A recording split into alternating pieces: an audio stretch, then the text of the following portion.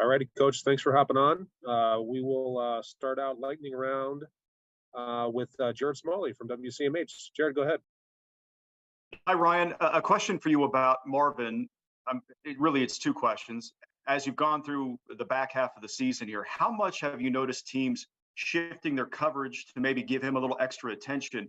And the other part of it is for you as a play caller, when you recognize that and moving forward, how does it change your process as you go to attack a defense, understanding what they're trying to do to eliminate Marvin as a threat?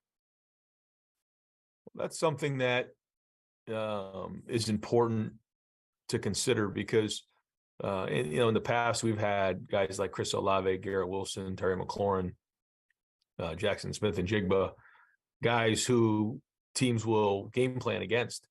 And so one of the things that we've really worked hard on is our balance so that it's hard for you to take away one of our players. You got Julian Fleming, you got Emeka Egbuka, you have Xavier Johnson, you have Cade Stover, you have our running backs coming out of the backfield, you have the run game, you have the pass game. So, if that's something that a team wants to do, then we just have to be aware of that and look to attack them in other areas. But that's the goal of having a balanced offense, is that you can't, really focus on just taking away one guy or one certain play. All righty, let's go next to Austin Ward from Rivals.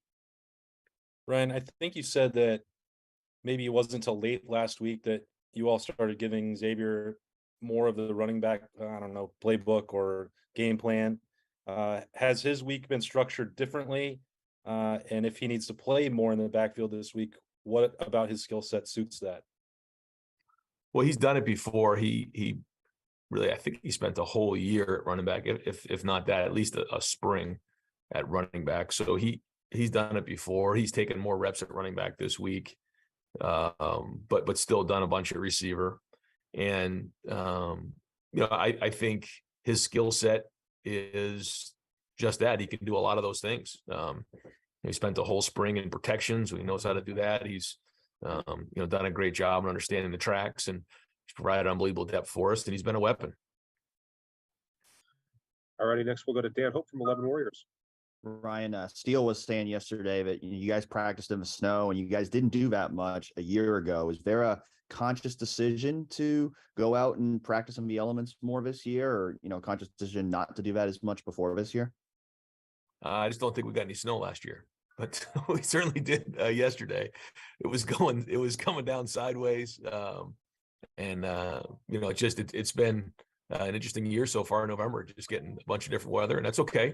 That's part of November. That's why we've been working hard at preparing for this, and didn't know it'd be like the way it was. Once we were out there, there's a couple points it was hard to see in the film, but it was good. The guys had great energy at practice, and really didn't skip a beat. It was kind of snowing pretty hard at one point during the game on Saturday. So our guys, seem to be becoming immune to it. All righty. We'll go next to Clay Hall from WSYX. Hey, Coach. Heard you talking about the DMV there on the radio show. Is that area as Buckeye friendly or fertile as any area outside of Ohio that you recruit? North, south, east, west? I think you've seen us do well there, and there's a lot of good talent in that area, a lot of good high school football programs. And, you guys all know some of the guys who have come from that area. And continue to. So we continue to recruit there. I think there's very, very high-end talent there.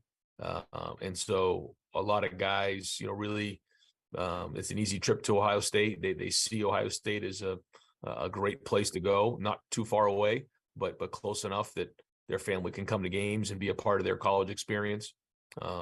So Larry Johnson really has recruited that area for us since, for the last 4 years. And, I don't know how it would compare numbers wise to some of the other places we recruit, but we consider it a very high priority.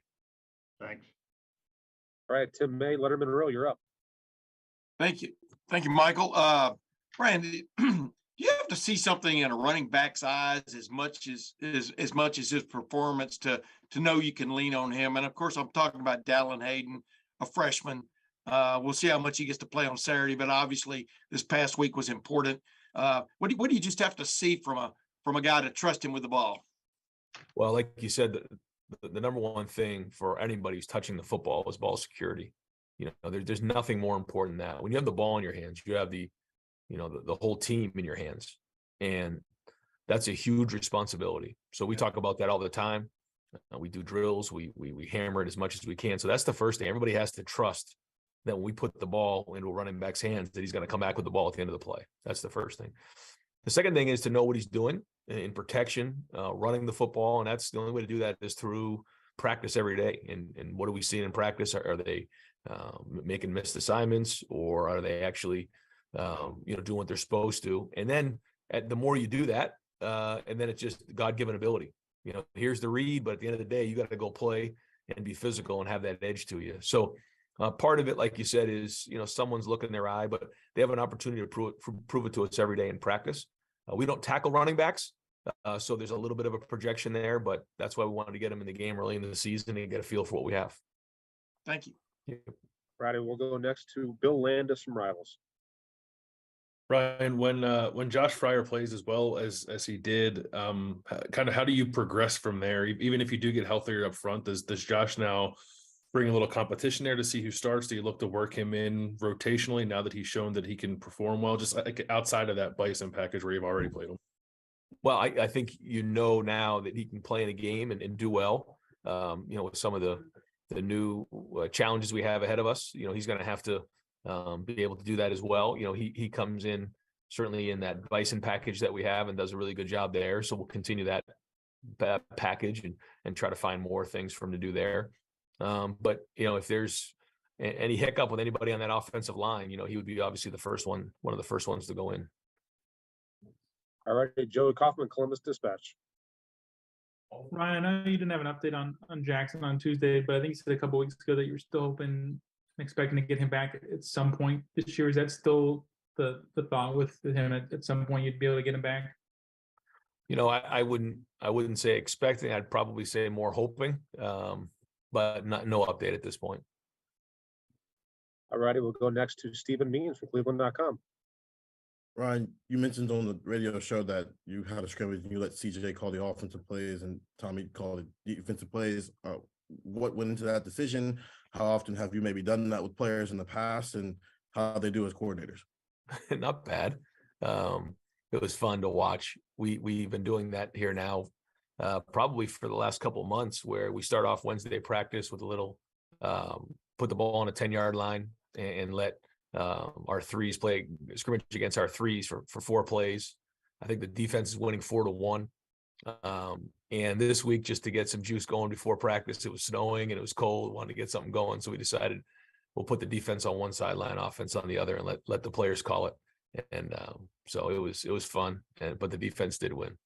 What do those two get out of that, just from a development standpoint, other than just a chance to compete? I think it was just for fun. It was just 4 plays, and I think they're just having some fun, with practice and just look at it from a different perspective. All right, we'll go next to Tony Girdman, Buckeye Huddle. Ryan, obviously guys are going to make their NFL decisions later on, but do you know who is going to be using their COVID year, coming back for a 5th and 6th year yet?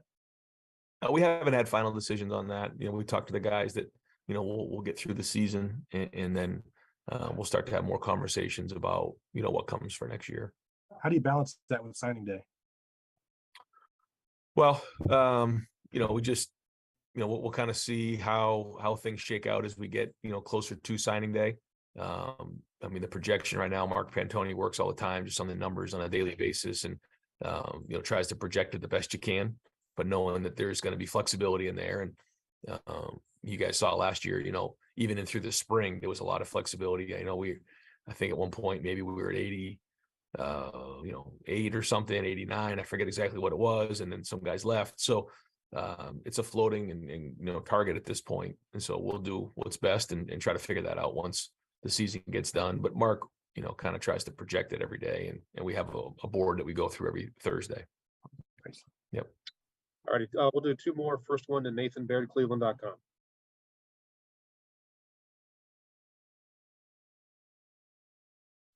I think you're on mute. Still on mute there, Yeah.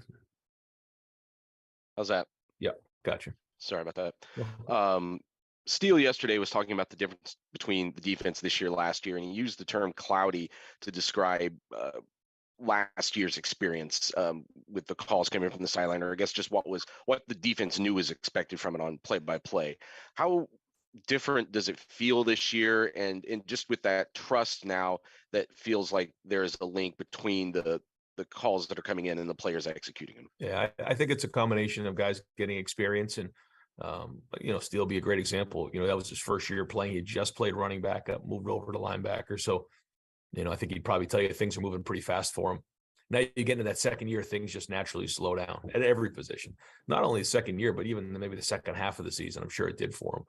But when you couple that with, I think the teaching that went on in the offseason and the way that our defensive coaches are coaching and communicating and allowing them to play fast, I think that's why you're seeing him play with a clear mind and playing fast. And then finally, we'll wrap it up with Bill Rabinowitz, Columbus Dispatch. Hi, Ryan. You've talked quite a bit about Cade Stover this year, but it seems to me he's in some ways kind of an embodiment of the program. First was from Ohio, but just the changing of positions and just kind of gutting through tough times. What would you want to say about Cade and his season this year and what he's meant to the team? Whatever I say won't be enough. Cade is a leader. He's tough. He's persevered. He's wise beyond his years. When you're talking to him, you're talking to a man. He was that way coming out of high school, really, though. He just, is really strong. But at the same time, you're still 18, 19, 20 years old. I think he's maybe now 21. But up until this year, hadn't really enjoyed the success that I think a lot of us believed that he would. And at one point, he and I had that conversation about moving over to tight end. And I shared him my thoughts, what I thought I saw in him. And, I think you have to ask him. I think he said, okay, I believe in you. And we kind of took this leap of faith together. And there was some doubt last year, especially at the end of the season. He felt frustrated, I think, being from Ohio and the way the season ended. And then in the off season was kind of back and forth, not sure about playing linebacker and tight end. But again, took that leap of faith. And now you're seeing all that hard work pay off. And I can't say enough about his toughness, his leadership, who he is as a person. And he's had such an impact on a lot of guys, setting an example and then holding guys accountable. Thanks, Ryan. All righty, coach. Thank you so much. We'll talk to you Saturday. All right, guys. Thanks.